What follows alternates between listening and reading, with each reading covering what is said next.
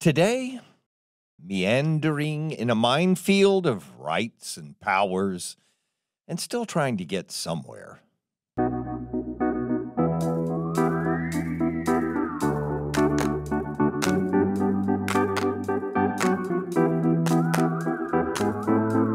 Welcome to Coffee with Creamer, where you get to sit down with our host, Dr. Barry Creamer, for a conversation about faith, life, and culture.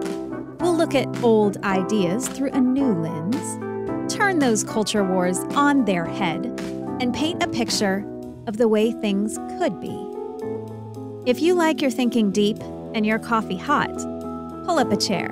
You're in the right place.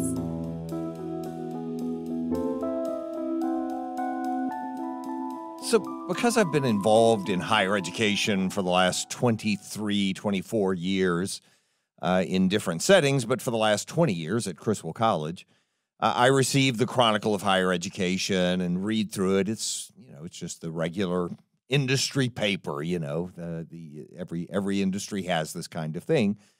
Well respected, very informed. Obviously, it's Chronicle of Higher Education, so it's going to be well written. So I always gain a lot from reading it, and there are a variety of perspectives presented, despite the accusations you hear against higher education and how liberal and progressive it inherently is, and all that kind of stuff. The reality is they work pretty hard at presenting a variety of viewpoints about the issues that they discuss in this journal or in this paper. So, like a lot of news sources now, or industry papers maybe as well, the Chronicle also has a daily briefing. So a shorter email that you receive every day, and often it points to the longer articles that are in the Chronicle itself and so on. But it's nice to get these little refreshers on a regular basis and read them and see what's going on in the educational world right now. But not only because it's interesting to me because I need to know what's happening in the educational world because I'm the president of a college, but also because it reflects a lot of the conflicts that are going on in broader society and a lot of the issues that arise in broader society, and reveals how those are present even when you've tried to work through, because in higher ed, you're working at the highest levels intellectually of dealing with all of these different things, and yet you end up with a lot of the same questions and a lot of the same struggles that exist everywhere else in society because, surprise of surprises, people are just people. It's how it always is. And so I was reading the Chronicle of Higher Ed the other day, the daily briefing the other day. This particular one, this note had been written by Evan Goldstein, who is the managing editor of the Chronicle. And so in this briefing, I'll just read to you the opening couple of paragraphs to sort of introduce the topic. But it introduced a conflict, a moral conflict, a rights conflict between different groups in society. And it's in something that's been coming up in higher ed over and over again, and that you've heard about, even in terms of the last couple of decades, free speech zones and things like that. So here's what happened just recently because of what's been going on in the Middle East. So you can hear how this is a convergence of a lot of different issues that are going on right now. And by the Middle East, I mean since the attack of Hamas on Israel, and then the response of Israel to Hamas, and within the Palestinian territories, specifically around Gaza. So here's how that briefing opened. 2 days after Hamas brutally attacked, I'm quoting now, Israel, killing more than 1,000 people and kidnapping more than 200, Lawrence H. Summers took to X, which is Twitter, right? Took to X to vent his displeasure at the university he once led. Here's the quotation. Now, this is about Harvard, and he used to lead Harvard, obviously. In nearly 50 years of Harvard affiliation, he wrote, I have never been as disillusioned and alienated as I am today. At issue, and this is outside of the quotation marks inside this paragraph where I'm still quoting, At issue was the failure of Harvard administrators to publicly condemn the worst slaughter of Jews since the Holocaust, even though campus leaders previously spoke out on such matters as police violence against Black Americans and Russia's invasion of Ukraine. Indeed, the Ukrainian flag was flown over Harvard Yard. Now, I'm still just quoting the paragraph. Summers smelled a double standard, and he wasn't alone. Student groups rushed to fill the void. In a now notorious joint statement released on the evening of October 7th, some 30 student organizations declared the Israeli regime, this is a quotation from those students, those organizations, the Israeli regime entirely responsible for all unfolding violence.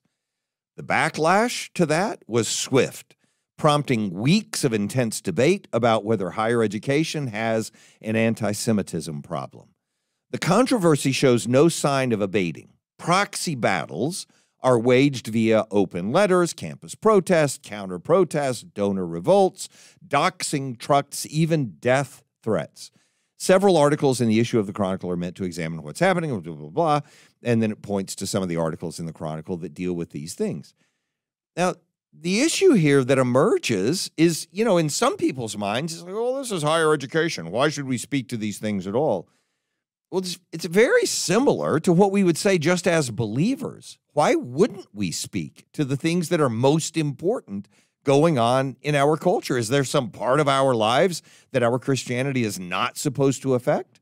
And in the same way, our education ought to equip us to think better about the world and how we live in it and how we interact in it. And why wouldn't we speak to those things? But then when you start trying to figure out how you're going to speak to those things, if you do speak up, then you're taking a side. And if you don't speak up, then it's as if you're taking a side and you're assumed to be taking a side. So then you speak up. But then all the people who are on the other side of the issue are saying, why are you only advocating for them?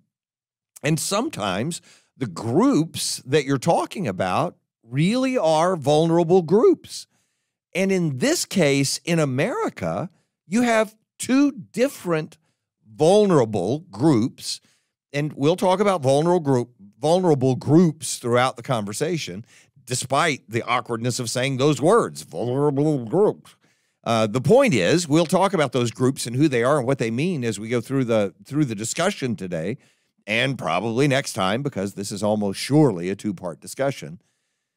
But the point is, it puts a couple of different groups in contrast with each other and basically in contest with each other about who gets to have advocacy on these campuses, who's allowed to speak their part. And then when you say they're allowed to speak their part, who is advocated for from administrations?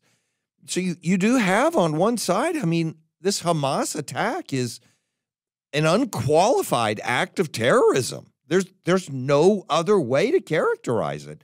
That is the point of the action. We know that it's evil. All you have to do is look at the specific acts of violence that were perpetrated and know that there is a wickedness involved in Hamas's attack that ought to be berated. And it is in consensus to this point. And this is months after the attack in October. Now, a couple of months after, it is by consensus the worst attack on Jews as Jews since the Holocaust. So this is it's a horrendous act. And you would think people could stand up and say, this is horrible. This terrorist act is terrible, and Hamas ought to be condemned for doing it. Should be an easy action. If you're going to say Russia shouldn't have attacked Ukraine, and you ought to say that, it's a no-brainer, then you ought to be able to say Hamas shouldn't have attacked Israel. And there is a vulnerable population involved. Anti-Semitism has been a problem for the last half a millennium, and more than that, we know, with different forms of pogroms and such throughout history, all the way back before Esther, all the way back to Egypt. Fine. The point is, they've always been happening. Anti-Semitism has always been a problem, but its particular modern form, a problem for the last half millennium, and I'm not exaggerating when I say that, At the same time, Arabs in America are not exactly on solid footing when it comes to their own personal security. And so you can understand that on campuses, including on campuses where people who are and listen, if you think I'm exaggerating when I say that Arabs in America face, and not just Arab-speaking people. When I say Arabs, I mean Arab-speaking people, not just Arab-speaking people in general, but just Muslims, not just Middle Eastern Muslims, but Asian Muslims as well. And I know that's part of Asia in some ways, whatever. You know what I mean? Eastern Asian Muslims face the same kind of thing. Pacific Muslims face the same kinds of things. In my own mother's neighborhood, there is a family that faces persecution from the people around their area, leaving signs on their door and vandalism and things, telling them to go home and that they're not welcome here and so on. And so it's part of the existence of Arab-speaking people and Muslims in our culture that they're not on a secure footing. I'll repeat myself by saying it that way. And so you can understand why they would want to rise up and say, well, look, we need to be respected in this process too. Don't just make all Arabs the enemy by defending Israel currently and ignoring the plight of people who live in Gaza. So I can understand why people are saying both things, and you can understand why this emerges. And on a college campus, and again, I've been working on college campuses, as a professor and now as an administrator and now as a president, for 24 years. And in all of that time, one of the things I've learned is that students are great at caring about things. They are great at giving their hearts and souls to something so they can be involved and grow and learn and apply their energy and all of that kind of stuff. And it's fantastic. But also that a lot of students, and this is not true about all students, some are not this way at all, but a lot of students are, and I don't know the right word to use here so that it doesn't come across as too strong an indictment, but can be led down the garden path, can buy something wholesale that probably ought to be considered with more of a filter. And that's true of all of us. That's true of all of us. All the way through adulthood, all of us fall prey to things like that. But obviously, the more life experience you get, the longer you live, the better you at least should become at being able to tell the difference and filter things out. And I wish we all applied those filters better. Not just college students, all of us. I wish we all did.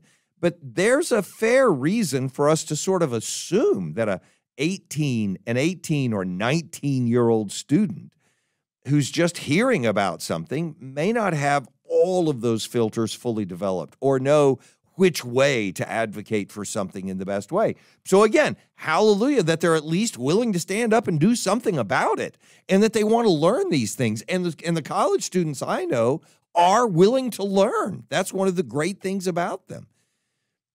At the same time, it creates a really ideal pot for observing this boiling situation come to a head.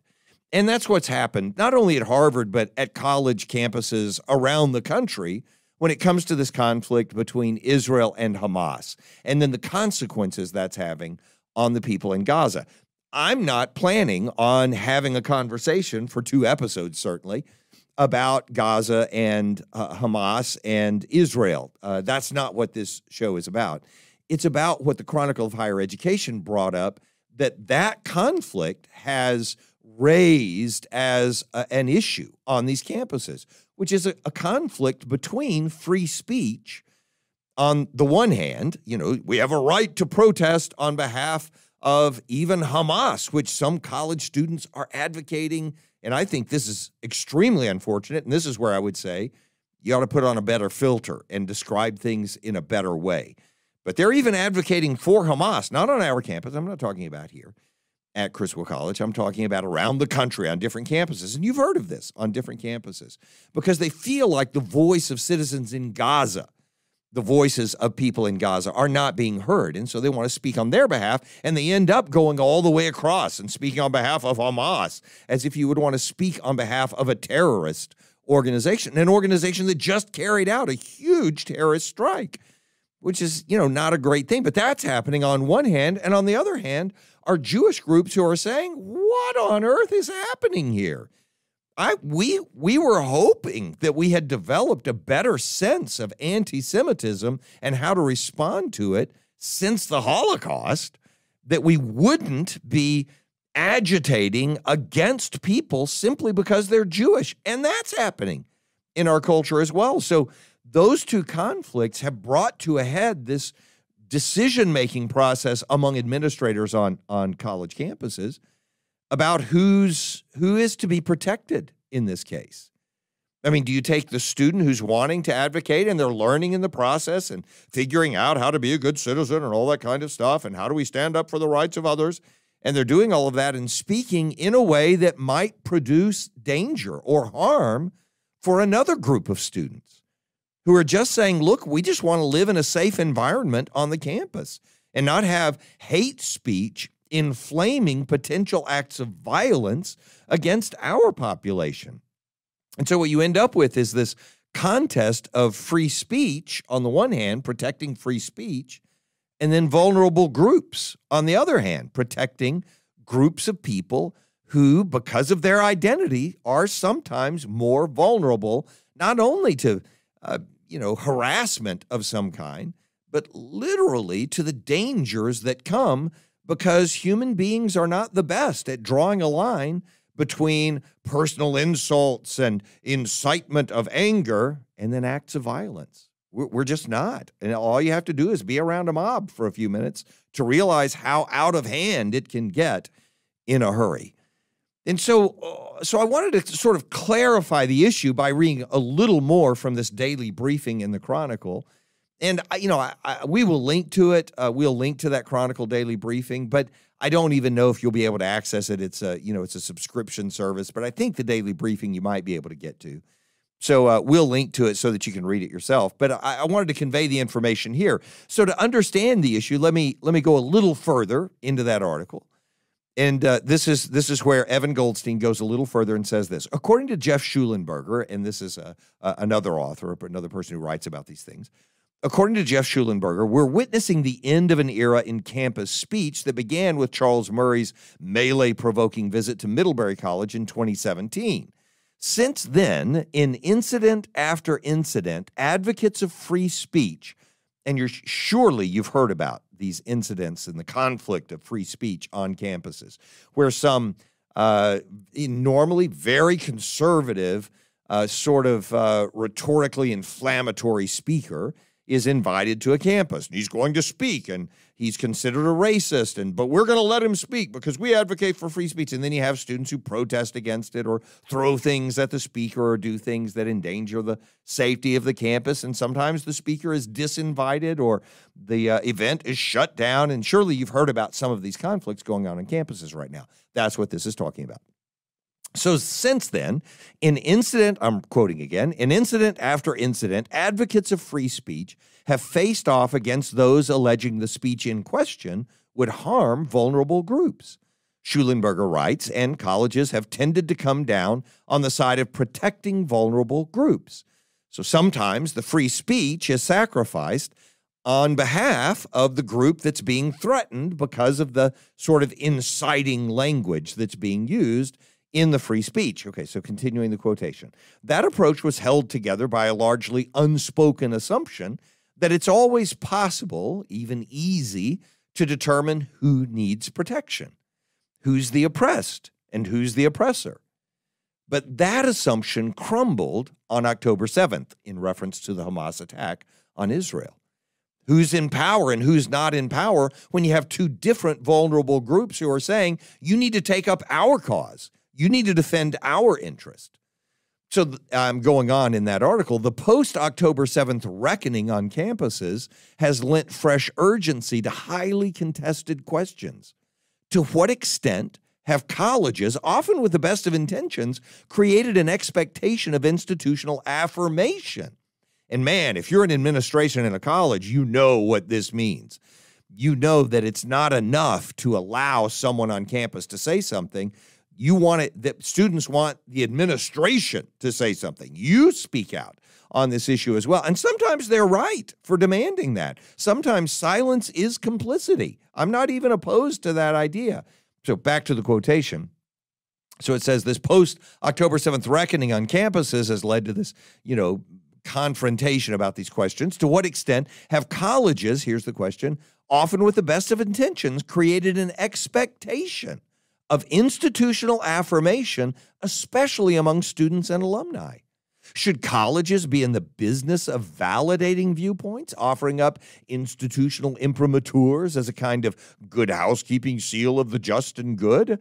Or is that a recipe for disappointment and disillusionment? By the way, I'm going to pause and insert myself here and say, and this author knows it, this Chronicle of Higher Education, the person who put this together knows this. It's part of what they're implying in the paragraph. There's no easy way to answer that question and simply say, oh, yeah, well, we should just extract ourselves from making public statements about moral issues. Seriously? We're not going to talk about any of the injustices that take place in our society at all? We're not going to talk about democratic values, what we care about as a democratic society? Why, for this reason, we ought to be promoting democratic liberties. Oh, you can't say that in a classroom because you're picking a side. Of course we're going to say those things, drawing the line between what we think is worth political or moral speech on behalf of the university and what we think is something that, oh, well, those individuals, just let them hash it out.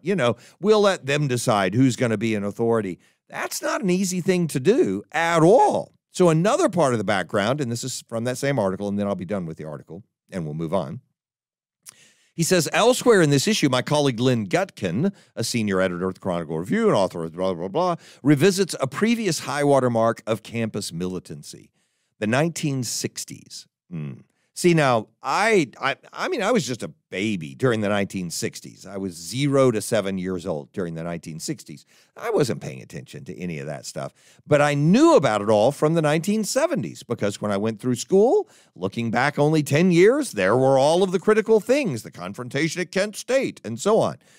So, this resonates with me. So he goes on to say, the high watermark of campus militancy, the 1960s, to examine the promises and pathologies of today's campus activism.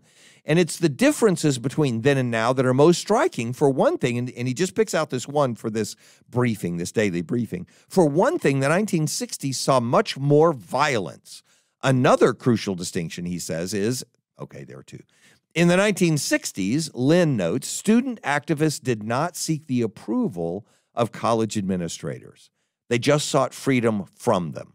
Nowadays, students crave institutional affirmation, and that is different. I mean, I knew the hippies that came out of the 60s, and I knew the things that they were looking for, and they didn't give a rip what the man thought about this issue or that issue. They just assumed they were against the man. That was the whole nature of the confrontation. That is different. It is common for students to sit in an administrator's office and say, you need to make a statement about this. You need to take action about this. And that's the assumption about college leadership and campuses, that not to speak out on certain issues is to become complicit on those issues. So what I want to do is put an issue like this in the context of our discussion about, for instance, being peacemakers. It's much broader than the idea of peacemaking. It's not just about us being peacemakers, but it is in the context of us talking about being peacemakers. For instance, one of the very first episodes we did in this entire podcast series was about nuance and how important it is that we learn to use, it was defining terms of peace, I think was the name of the episode, and being willing to use nuance when we define our terms. So if I put it in that context, then one of the first things we have to do is sort of balance the sense of desire we have to say as peacemakers, well, we need to understand both sides, with the emptiness, the void that's present if all we create is moral equivocation, if we never say this is right and that's wrong. because that doesn't bring good things. That doesn't bring a good result. I was going to say the word righteousness. It just sounds so churchy to people. But I mean that. It doesn't bring justice to pretend like everybody's right. Everyone thinks they're right, but some people are not only wrong, they're evil. Evil does come into the world, and you could see it on October 7th. It's not hard to find it. So we don't need to become moral equivocators in order to be capable of still understanding both sides. So, for example, it is not nuance to create some kind of equivocation, moral equivalence between Israel and Hamas. That's not nuance. That's an acknowledgement that somehow or another terrorism is legitimate. Terrorism's not legitimate. And if you just look at the background of terrorism and what motivates it and how it brings about the results that it desires, obviously we can talk about the results it desires separately, but the methods that are used are inherently evil. The nature of them is to provoke terror by acts that are considered by everyone evil, which is why they provoke the terror that they do. They're willing to do anything. That's the whole idea. Well, we better talk to them then and figure out what's going on. Terrorism, by its nature and in its background, has evil built into it. Justifying evil is not nuance. Saying, well, you know, the Nazis in Germany, they were just responding to economic blight, so it's not really their fault that they did what they did. That's not nuance. That's foolishness. That's moral vapidness. There is an emptiness there that's unacceptable. At the same time, there is a nuance to be had. Understanding and even explaining why terrorism emerges is not the same thing as justifying or excusing terrorism's emergence. You understand? Understanding and explaining is not the same thing as excusing it or saying that it's right. Well, it emerged because of this or that. Therefore, we should just pat them on the back and say, I'm so sorry for what you've been going through. And that's not the same thing. That's what we mean by nuance. Understand the difference between the two things so we can understand why there would be an Irish Catholic sense in the early 20th century, in the early 1900s, of political exclusion, and why that would lead to the establishment of the IRA and Sinn Féin. We can acknowledge all of that and not accept the 1974 declaration by the IRA that we achieve more in wartime than in peacetime, and therefore we're going back to the bombings and all of the troubles, as it was known in England after that. So there is a difference between those two things. Examining root causes for the emergence of evil. And what I mean by that is ultimately psychological root causes. So if we look at it psychologically and we say, why did an 18-year-old Palestinian become someone willing to wield a knife in a setting where he knows he's going to be shot dead before the end of the event? Why on earth is he willing to do that? Examining root causes for the emergence of an evil act is worthwhile. But it also requires nuance, because saying it happened because he saw no hope in his future, whether that was justified or not, whether there really was no hope or not, different question. But that he saw no hope is a largely justifiable claim in that one particular example I'm giving. And even in the case of Hamas's power in Israel, and I'm not saying, or in the Palestinian territories in Israel, and I'm not saying that's simple. I'm not saying that since 2004, Hamas has been entirely this or entirely that, but they have led to this event after all of those years of rule, after nearly 20 years of authority in Israel. This is the product that came from it. So you can understand why it's there, but you can also look back on it and go, why did they feel so desperate? Why did they have that sense? Understanding it is not the same thing as justifying it or saying, oh, well, then I guess their action was just okay. We don't need to do that. We don't need to take that other step. It's the same thing as saying this. The Nazi Germans were playing off of legitimate economic pressures in Europe at that time. There really was a crisis going on. But then they used that pressure to do things that don't deserve any kind of justification at all, to blame and alienate an enemy. In reality, they just chose a different demographic and alienated and blamed that demographic. Then to foment the mob hostility against that demographic and say, we can do something about this. We just need to get rid of all of those people who are using us, those people who are taking our money, those people who are taking our jobs, and so on. The Nazi Germans were playing off of legitimate economic pressures, and they were morally wrong for abusing the people's response to those pressures. And by the way, here, right now, familiarity with history invites us to recognize when the first steps down a path put us at risk of arriving at its morally culpable destination, right? So I'm not bringing up Nazi Germany by chance here. Am I saying we're living in a Nazi enterprise? No. Am I picking one of our political parties and saying, well, they might as well be Nazis? No, I'm not. Am I saying, or they might as well be Stalinists? No, I'm not. I'm not picking that at all.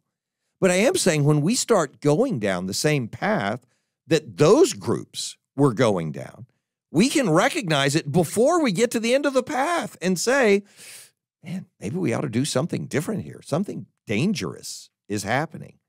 So when we are alienating and blaming immigrants or people of color or the opposite political party, when we're doing all of that, when we're padding our rhetoric with apocalyptic language to justify the need for more radical reactions to threats. I mean, people use language like, well, we're living in a post-constitutional culture anyway. When we're using apocalyptic language like that in response to, these radical threats to our freedoms and so on, fomenting a mob mentality, a mob's hostility toward other groups, toward whoever they are. Again, I can choose three that in our culture are being picked out for hostility: immigrants, people of color, and the opposite political party, whichever side of the political party you're on. When you're doing that and say, well, we're just going to perish if those people have power, then you create this sense. We set the stage for potential acts of violence, not just against those who, for instance, choosing the immigrant example, not just, we set the stage for potential acts of violence, not just against those who are smuggling drugs across the border. Of course we want to stop that, but also against families who are trying to escape the influence of the very same drug dealers within their home countries. I know people who live here now and have lived here for a couple of decades who came to the United States illegally. They crossed the border illegally. They came without documentation because their children were being recruited into the drug gangs that they had no power to resist in their home country. Even the police couldn't resist the drug gangs in their own country. And they said, our children are not going to be drug dealers.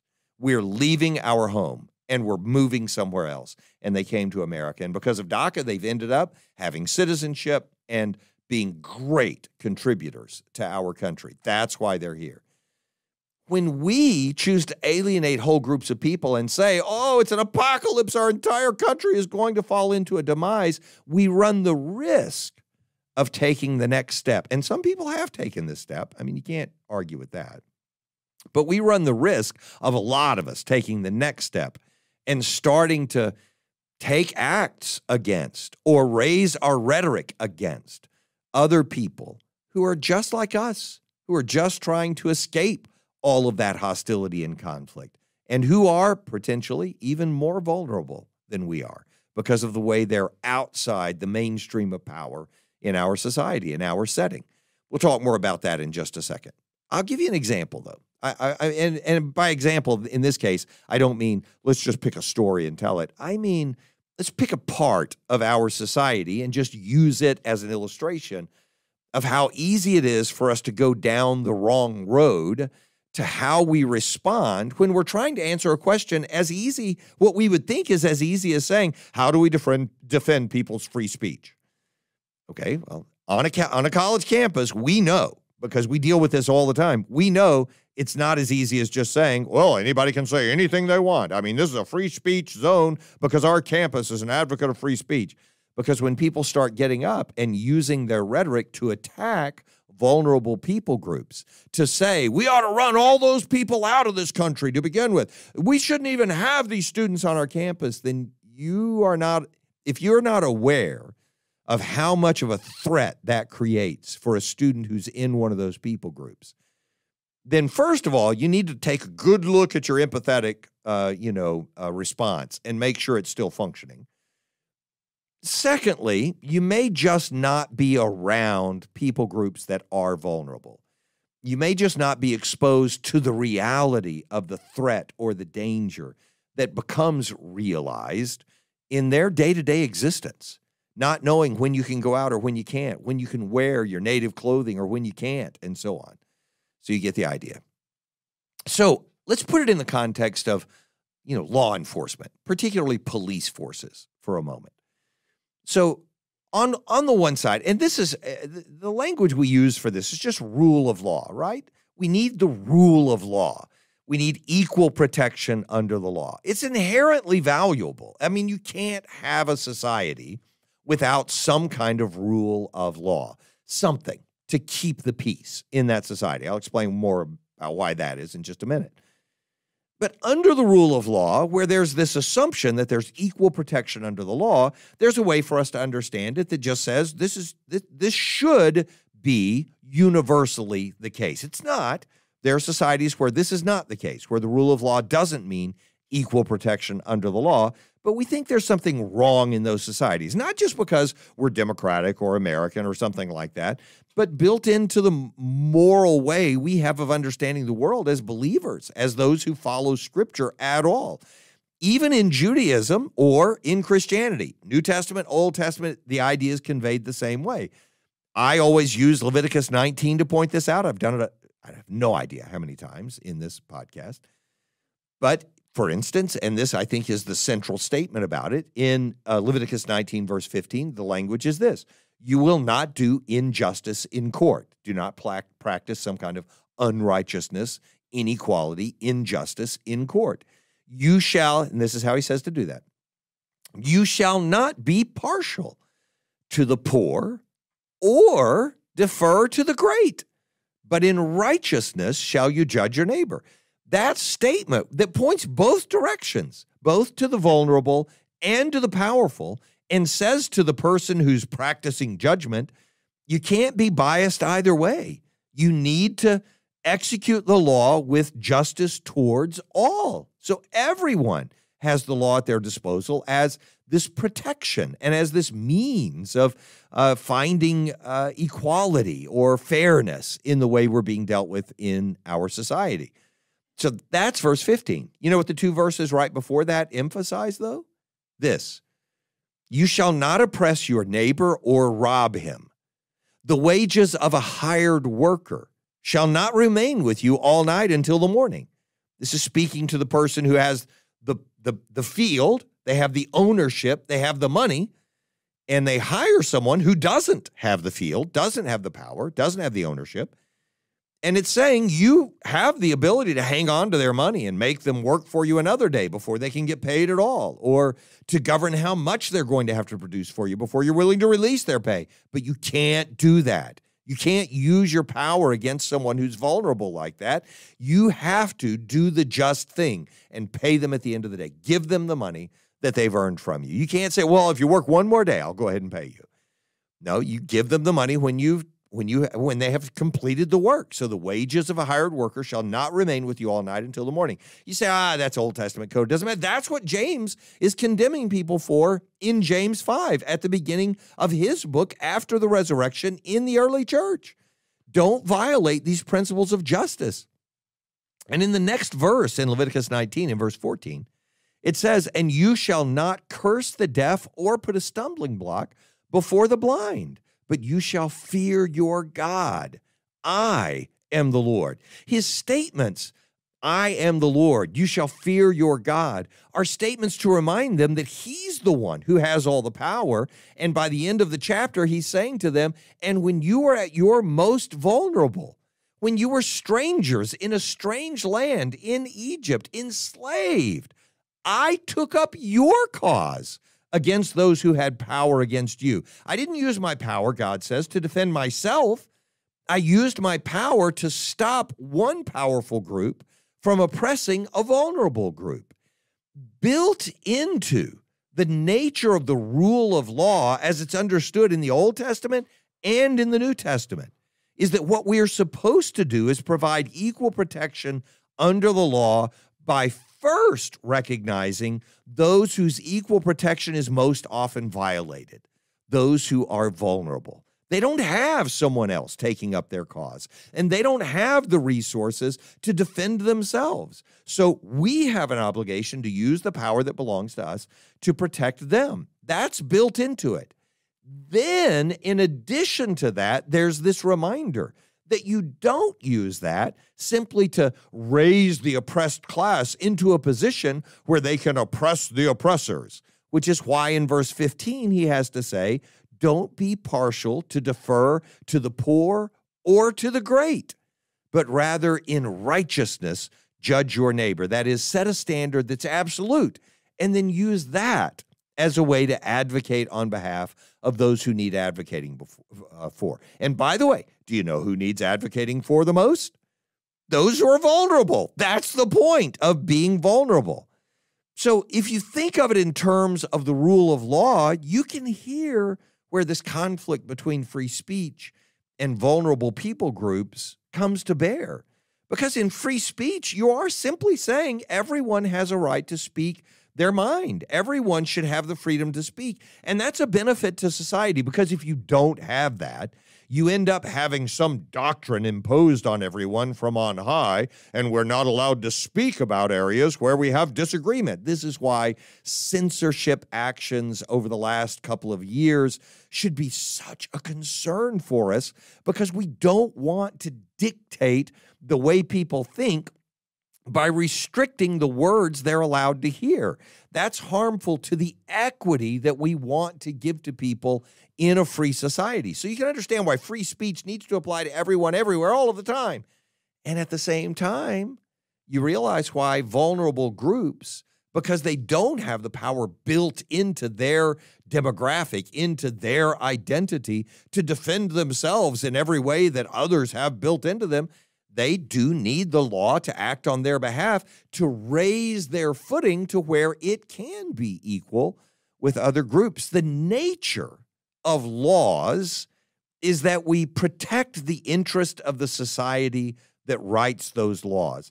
That's the nature of laws. I mean, that's why, and society has to have some stability. It's essential to the nature of what a society is. So how to have those laws enforced in a way that protects vulnerable groups, but remembers that everybody in that society is supposed to be protected equally within those laws. That's the balance that's being challenged right now in the protests between those who are advocating for the people in Gaza and the people who are advocating against anti-Semitism right now. That's part of the contest there, and it's part of what we have to figure out as a society to address. More importantly, for this moment, for us, we have to figure out as believers how we're supposed to address this issue. And obviously, I'm not going to finish the conversation today. I mean, we'll come back for one more episode and finish the conversation then. But where we want to arrive is recognizing that on one side, it's important that every single person be treated as someone worthy of hearing and understanding, even when what they're advocating for is wrong, even when they're arguing from their own strength and power. We have to remember that every single person is a person bearing the image of God, because we're believers, we can say it that way, that every single person has to be treated with the dignity of humanity, because if they're not, then no one's being treated with dignity simply because they're human. Everyone has the dignity of humanity, or no one has dignity because they're human. We have to recognize that on one side.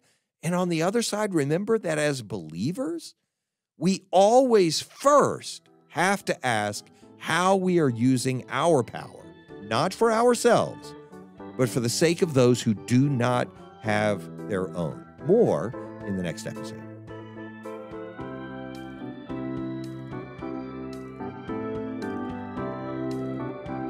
Thanks for joining us for Coffee with Creamer. Your cup of coffee may be finished, but we are not. Come back next week for a refill as we sit down to examine a new set of ideas and cultural issues. Don't miss an episode. Subscribe wherever you get your podcasts or visit our website at barrycreamer.com. Until next time, keep your mug hot and your mind sharp.